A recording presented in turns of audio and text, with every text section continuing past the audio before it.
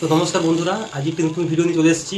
তো বন্ধুরা, আজকে 2025-এর বুকে দাঁড়িয়ে একটি 700 স্কোয়ার ফিট বাড়ির ছাদ ঢালাই করতে কত খরচা হবে তা নিয়ে সম্পূর্ণ ভিডিওটি আলোচনা করব।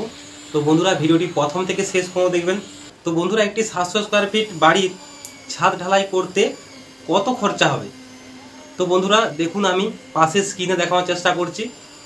সিমেন্ট লাগবে আমাদের 65 ব্যাগ।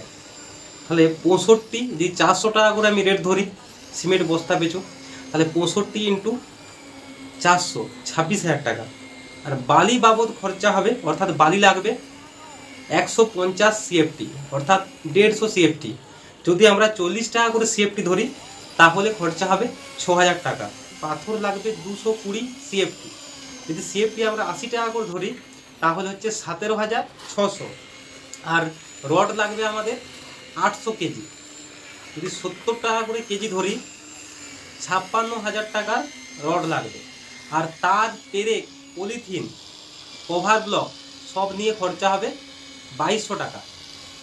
আর লেবার খরচ 700 ইন্টু, যদি 40 টাকা করে আমরা স্কোয়ার ফিট ধরি তাহলে খরচা হবে 28,000 টাকা। তাহলে টোটাল খরচা হলো 1,10,600 টাকা। তো বন্ধুরা, একটি 700 স্কোয়ার ফিট বাড়ি তৈরি করতে 1,10,600 টাকা টোটাল খরচা হবে। তো বন্ধুরা, ভিডিওটি এখানেই শেষ করছি। ভিডিওটি ভালো লাগলে অবশ্যই একটি লাইক করবেন। আর যারা আমার চ্যানেলে নতুন তারা অবশ্যই চ্যানেলটি সাবস্ক্রাইব করে রাখবেন। আর যারা ফেসবুক পেজ থেকে দেখছেন তারা চ্যানেলটি অবশ্যই ফলো করে রাখবেন এরকম নতুন নতুন ভিডিও পেতে।